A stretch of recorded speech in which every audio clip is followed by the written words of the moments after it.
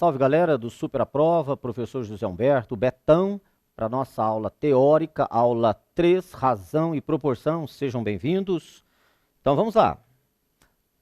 Nesta aula nós vamos estudar então o conceito de razão, a razão entre números e grandezas, o conceito de proporção, as propriedades das proporções, escala e a chamada divisão em partes proporcionais. Essa aula então objetiva trabalhar os conceitos de razão envolvendo números e grandezas, grandeza é tudo aquilo que pode ser medido, mensurado, a proporção e suas propriedades, além de aplicações como em escalas e a chamada divisão proporcional. Conceitualmente, então, uma razão de um número A para um número B, sendo B diferente de zero, é igual ao quociente de A dividido por B. Essa razão pode ser representada das seguintes formas. A, dois pontinhos aqui, né? Deixa eu selecionar aqui a nossa canetinha. Vamos lá. A está para B, né? A gente está muito acostumado com esse tipo de simbologia, né, moçada? A está para B, correto? Isso ocorre demais. A está para B. Ou A sobre B, propriamente dito. Perfeito? A é chamado agora de antecedente, aquilo que vem antes, tá? O numerador da nossa fração, então, A é chamado de antecedente da razão e B, o consequente da nossa razão. Perfeito? É bom gravar esses números que a gente vai estar falando muito isso. Beleza? Muito bom. Razão, então, é uma forma de se realizar a comparação de duas grandezas. No entanto, é necessário que elas estejam numa mesma unidade. Olha o exemplo da hora. O tamanho de determinada célula é de 20 micrômetros, né? 20 vezes 10 a menos 6 metros. E o tamanho de um neurônio igual a 1 metro. Quantas vezes o neurônio é maior que a referida célula? Então, nós vamos ter que fazer aí, montar uma razão. Tamanho do neurônio pelo tamanho da célula. Tamanho do neurônio 1 metro. E transformamos o tamanho da célula lá, que estava, então, em micrômetros, para metros. 20 vezes 10 a menos 6. Se eu dividir 1 por 20, 0,05. 10 a menos 6 passa para o numerador, 10 à sexta. 0,05 vezes 10 à sexta. Escrevendo em notação científica, nós vamos deslocar a vírgula duas casas, tá? Então, quando eu aumento o número, desloquei duas vezes, o que eu faço? Aumentei aqui, diminuo lá. Então, de 10 à sexta, eu passo para 10 à quarta. Perfeito? 5 vezes 10 à quarta, ou seja, o neurônio é 50 mil vezes maior do que a célula. Perfeito? Muito bom. A proporção nada mais é do que uma igualdade entre duas ou mais razões. Então, indicamos a proporção assim, ó, A está para B, assim como C está para D.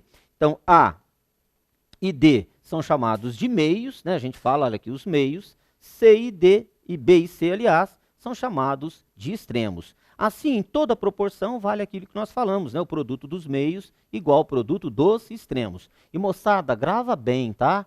Às vezes a pessoa está fazendo um produto de frações e quer fazer multiplicação cruzada ali. Por favor, tá? A gente alerta bem isso no nosso material teórico. Você só faz multiplicação cruzada quando você tem uma igualdade de frações, por favor, tá? Porque a gente tem o produto dos meios igual ao produto dos extremos. Falado? Muito bem. Bom, assim, da proporção A sobre B igual a C sobre D, então a gente fala A está para B assim como C está para B, nós tiramos algumas propriedades de destaque. Uma das mais importantes é a seguinte: a soma dos antecedentes está para a soma dos consequentes, ou seja, A mais C está para B mais D, assim como, olha o assim como, qualquer antecedente está para o seu respectivo consequente. Então, eu posso fazer A mais C está para B mais D, assim como A está para B, ou A mais C sobre B mais D igual a C sobre D. Essa propriedade ela é importantíssima, a gente precisa estar gravando, tá certo? E outras propriedades que a gente cita aqui para vocês, olha, e você pega aí, tá? Quaisquer frações equivalentes, porque aqui nós temos uma equivalência de frações, tá? E aplique as propriedadezinhas que você vai estar verificando isso.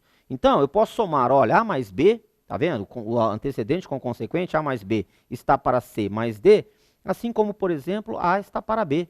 Tudo bem? Então, dá uma verificadinha nas propriedades, qualquer delas que você aplicar, você estará bem servido aí, ok? Muito bom. O reforço da teoria agora, tá? Que nós precisamos estar de olho aí, é o seguinte. A escala. Escala é a relação matemática entre as dimensões apresentadas no desenho e o objeto lá no real, ok? Essas dimensões devem ser sempre tomadas na mesma unidade. Então, escala nada mais é do que a razão, ou do que a divisão entre a medida no desenho pela medida do real. Perfeito, moçada? Medida no desenho pela medida do real. Então, é a nossa razão. Olha um exemplo aí da hora. Ó. Um objeto de 2 metros de comprimento, o tamanho dele no real, foi desenhado na escala de 1 para 100. Olha lá, a escala é uma fração. 1 centímetro no desenho equivale a 100 centímetros no real. 1 para 100.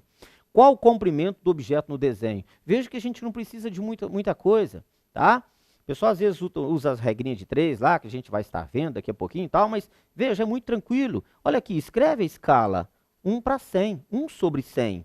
Tem que ser igual ao tamanho que eu quero lá do desenho, que eu estou chamando de x, dividido pelo tamanho real do objeto, certo? Então eu transformei os 2 metros para 200 centímetros, ou seja, o tamanho do desenho 2 centímetros, correto? E a divisão em partes proporcionais? Quando eu tenho uma determinada quantia, quero dividir isso em partes proporcionais. Aí já entram duas palavrinhas importantíssimas, tá? Que é a questão do diretamente proporcional e inversamente proporcional. Presta atenção então, vamos lá. Muitas vezes precisamos dividir determinada quantia em partes direta ou inversamente proporcionais. Olha o exemplo aqui já para você se adequar ao que a gente quer. Posso querer dividir uma quantia em partes diretamente proporcionais às idades dos meus filhos, de tal forma que o mais velho receba mais. Então, quando eu falo em diretamente proporcional, eu lembro de mais ou menos, menos.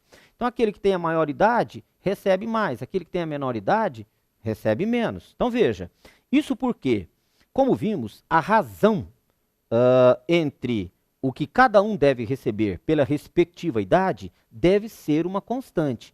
Então, quando eu falo em grandezas diretamente proporcionais, moçada, a razão é uma constante. Por favor, já me ajuda nisso, vamos gravar isso, tá? Quando eu falo em grandezas, então, diretamente proporcionais, a razão é uma constante, correto? Então, eu estou até dizendo para você, olha, a razão entre o que cada um vai receber pela idade respectiva deve ser uma constante. Se eu tenho, por exemplo, olha, 2 filhos de idades 10 anos e 20 anos, e as partes que cada um vai receber, eu chamo de x e y, então x está para 10, olha, tá vendo? A razão entre o que cada um vai receber pela respectiva idade é uma constante que eu estou chamando de k, certo? E esse k, na verdade, é a soma de x mais y aplicando lá a nossa propriedade, certinho? Então, x está para 10, assim como y está para 20, isso aí é uma constante, ok? Então, quando eu falo em grandezas diretamente proporcionais, não esqueça, a razão é uma constante. Perfeito? Fechado. Posso, como diretor de um clube de futebol, dividir um prêmio entre os goleiros de forma inversamente proporcional à quantidade de gols sofridos. O que eu quero dizer com isso? Olha, diferente do exemplo anterior, que era divisão em partes diretamente proporcional, aqui é o inverso. Ou seja, quanto mais gols o goleiro sofreu, menor é o prêmio que ele vai receber. E é justo, né?